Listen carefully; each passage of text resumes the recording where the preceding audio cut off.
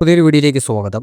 ഓൺലൈനിലും ഓഫ്ലൈനിലും എങ്ങനെ ബിസിനസ് തുടങ്ങാമെന്നും അതിൻ്റെ പ്രോഫിറ്റ് എങ്ങനെയാണ് എന്നും എത്രത്തോളം ചിലവാണ് നിങ്ങൾക്ക് ഈ രണ്ടു രീതിയിൽ ബിസിനസ് തുടങ്ങുമ്പോഴും വരുന്നത് എന്നുള്ള കാര്യങ്ങളാണ് വീഡിയോയിൽ പറയുന്നത്. നിങ്ങൾ ഓൺലൈനിലാണ് ഒരു ബിസിനസ് ആരംഭിക്കുന്നതെന്നുണ്ടെങ്കിൽ തീർച്ചയായിട്ടും നിങ്ങൾക്ക് GST ആവശ്യമാണ്.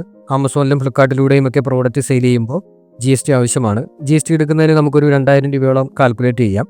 നിങ്ങൾക്കൊരു കമ്പ്യൂട്ടറോ ലാപ്ടോപ്പോ ആവശ്യമാണ്. അപ്പോൾ സെക്കൻഡ് ഹാൻഡ് കമ്പ്യൂട്ടറൊക്കെ നിങ്ങൾക്ക് വാങ്ങാൻ കിട്ടും. 12,000 12,500 രൂപയൊക്കെ കൊടുക്കുമ്പോൾ ഓൺലൈനിൽ നോക്കിക്കഴിഞ്ഞാൽ അസംബിൾ ചെയ്ത് കൊടുക്കുന്നവരുണ്ട്. വാറൻറ്റിയോട് കൂടി തന്നെ തരുന്നവരൊക്കെ ഉണ്ട്. നല്ല സിസ്റ്റം ആയിരിക്കും. അത് നിങ്ങൾക്ക് ഒരു 12,500 രൂപ നിരക്കിലൊക്കെ കിട്ടും. നിങ്ങൾക്ക് ഓർഡർ വരുമ്പോൾ അത് പ്രിൻ്റ് എടുത്ത് കൊടുക്കുന്നതിന് വേണ്ടിയിട്ട് ഒരു പ്രിൻ്റർ ആവശ്യമാണ്. അതിനൊരു 3000 രൂപ കാൽക്കുലേറ്റ് ചെയ്യാം. അപ്പോൾ ഇങ്ങനെ നോക്കുമ്പോൾ നമുക്കൊരു വൺ ടൈം ചാർജ് എന്ന് പറയുന്നത് 17,500 രൂപ വരും. ഒറ്റത്തവണ ചാർജാണ്. ഇനി നമുക്ക് മന്ത്ലി എക്സ്പെൻസ് നോക്കാം. നിങ്ങൾക്ക് പ്രോഡക്റ്റ് ആമസോണിലാണെങ്കിലും ഫ്ലിപ്കാർട്ടിലാണെങ്കിലും പ്രോഡക്റ്റ് എടുത്ത് വെക്കണം. അപ്പോൾ പ്രോഡക്റ്റ് എടുക്കുന്നതിന് ഒരു 30,000 രൂപയോളാവും. കുറച്ചധികം പ്രോഡക്റ്റ് നമ്മളെടുത്ത് വെക്കേണ്ടി വരും. 30,000 മുതൽ 40,000 രൂപ വരെ അതിൻ്റെ ചിലവാകും. നിങ്ങൾക്ക് പാക്കിംഗ് മെറ്റീരിയൽ ആവശ്യമാണ്. ഈ ഒരു പാക്കിംഗ് മെറ്റീരിയൽ ഓൺലൈനിൽ മിക്ക വെബ്സൈറ്റുകളിലും ആവശ്യമാണ്. അപ്പോൾ അതിനൊരു 3000 രൂപയോളം ചിലവാകും. പിന്നെ മന്ത്ലി GST ഫില്ല് ചെയ്യുന്നതിനൊരു 500 രൂപ ചിലവാകും. അങ്ങനെ മൊത്തം ഒരു മാസത്തെ എക്സ്പെൻസ് എന്ന് പറയുന്നത് 33,500 രൂപയാണ്. അത് 33,000 35,000 30,000 ആ ഒരു നിരക്കിൽ അങ്ങോട്ടും ഇങ്ങോട്ടും വ്യത്യാസങ്ങൾ വരും. അപ്പോൾ ഇത്രയാണ് ഓൺലൈനിൽ ബിസിനസ് ചെയ്യുമ്പോൾ നിങ്ങളുടെ ഒരു ചിലവെന്ന് പറയുന്നത്. ഇതിൻ്റെ പ്രത്യേകത ഈ ഓൺലൈനിൽ എടുത്തു വെക്കുന്ന സാധനങ്ങൾ കേടാകാത്ത സാധനങ്ങളായിരിക്കുമല്ലോ. അതുകൊണ്ട് തന്നെ അത് വിറ്റ് പോയില്ലെങ്കിലും അവിടെ തന്നെ ഒരു കേടും കൂടാതെ ഇരിക്കും. ഇനി നിങ്ങൾ ഓഫ്ലൈനിൽ ഒരു ബിസിനസ് എങ്ങനെ ചെയ്യാമെന്ന് നോക്കാം. ഇപ്പോൾ ഇത് ഓഫ്ലൈൻ ബിസിനസ് നമ്മളൊരു എക്സാമ്പിളായിട്ട് ഒരു ടീ ഷോപ്പ് എന്ന് പറയുമ്പോൾ ഒരു ഫ്രാഞ്ചൈസി ടൈപ്പ് ഒക്കെ ഒരു ടീ ഷോപ്പാണ്, അത്യാവശ്യം വലിയ രീതിയിലുള്ളത്. അപ്പോൾ അങ്ങനെ ഒരു ടീ ഷോപ്പ് നടത്തുകയാണെന്നുണ്ടെങ്കിൽ അതിൻ്റെ എക്സ്പെൻസ് എത്രയാകുമെന്ന് നമുക്ക് നോക്കാം. നമുക്ക് ഷോപ്പ് അഡ്വാൻസ് കൊടുക്കുന്നതിന് ഒരു 1 ലക്ഷം 2 ലക്ഷം രൂപയൊക്കെ ആകും. അതൊരു സ്ഥലങ്ങളെ ഡിപ്പെൻഡ് ചെയ്തിരിക്കും. ചിലപ്പോൾ അതിലും കൂടുതലാകും. നമുക്കൊരു 2 ലക്ഷം കാൽക്കുലേറ്റ് ചെയ്യാം. പിന്നെ അതിൻ്റെ ഇൻറ്റീരിയർ ചെയ്യുന്നതിന് വേണ്ടിയിട്ട് കുറഞ്ഞത് ഒരു 1 ലക്ഷം രൂപയാകും.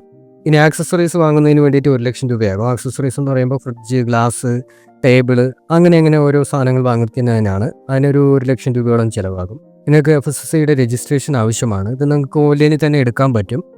അതൊരു 2,500 രൂപയോളം ആകും. ഈ ഷോപ്പ് ലൈസൻസിന് നിങ്ങൾക്കൊരു 4,000 രൂപയോളം ആകും. ഇനി ടോട്ടൽ നോക്കുകയാണെന്നുണ്ടെങ്കിൽ 4,11,500 രൂപയാണ് നിങ്ങൾക്ക് ചിലവ് വരുന്നത്. ഇതൊരു ഏകദേശ കണക്കാണ്. അങ്ങോട്ടും ഇങ്ങോട്ടും വ്യത്യാസങ്ങളൊക്കെ ഉണ്ടാകാം. ഇത് ഒറ്റ തവണത്തേക്കുള്ള എക്സ്പെൻസാണ് ഇപ്പോൾ പറഞ്ഞത്. ഇനി നമുക്ക് മന്ത്ലി ഒന്ന് കാൽക്കുലേറ്റ് ചെയ്ത് നോക്കാം. ഇപ്പോൾ ഒരു മാസം നിങ്ങൾക്ക് റെൻ്റ് എന്ന് പറയുന്നത് 3,000-4,000 രൂപയൊക്കെ ആകും. ചിലപ്പോൾ അതിൽ കൂടുതലാകും. ഒരു സ്ഥലങ്ങൾ ഡിപ്പെൻഡ് ചെയ്തിരിക്കും. നമുക്കൊരു 4,000 കാൽക്കുലേറ്റ് ചെയ്യാം.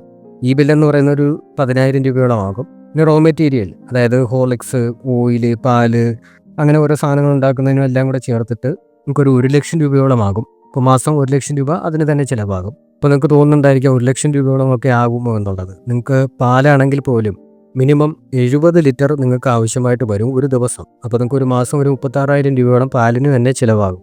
ഇനി നിങ്ങൾക്ക് അവിടെ കുറഞ്ഞത് ഒരു ലേബറെങ്കിലും വേണം. ഒരു ലേബറാണ് ഉള്ളതെന്നുണ്ടെങ്കിൽ അയാൾക്ക് ഒരു 15,000 രൂപയെങ്കിലും ശമ്പളം കൊടുക്കണം. അപ്പോൾ ടോട്ടൽ നമ്മൾ നോക്കുകയാണെന്നുണ്ടെങ്കിൽ 1,55,000 രൂപ ഒരു മാസം നമുക്ക് മൊത്തം ചിലവാകും.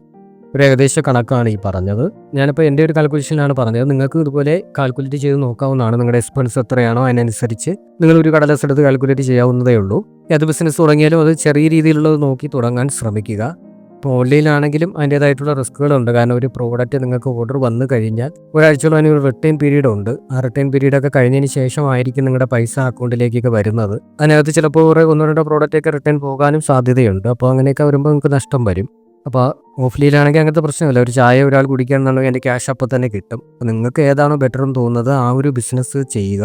അപ്പോൾ ഓൺലൈനിലും ഓഫ്ലൈനിലും എങ്ങനെയാണ് ആ ഒരു ബിസിനസ്സിൻ്റെ ഡിഫറൻസ് എന്നുള്ളതും അതിൻ്റെ ചിലവ് കാര്യങ്ങളൊക്കെയാണ് ഇന്നത്തെ വീഡിയോയിൽ പറഞ്ഞത്. നിങ്ങൾക്ക് വീഡിയോ ഇഷ്ടപ്പെട്ടു എന്നുണ്ടെങ്കിൽ തീർച്ചയായിട്ടും ഒരു ലൈക്ക് ചെയ്യുക. അതുപോലെ തന്നെ കമൻറ്റ് ചെയ്യുക. ഇതുപോലുള്ള വീഡിയോ കാണുന്നതിന് വേണ്ടി ചാനൽ സബ്സ്ക്രൈബ് ചെയ്യുക.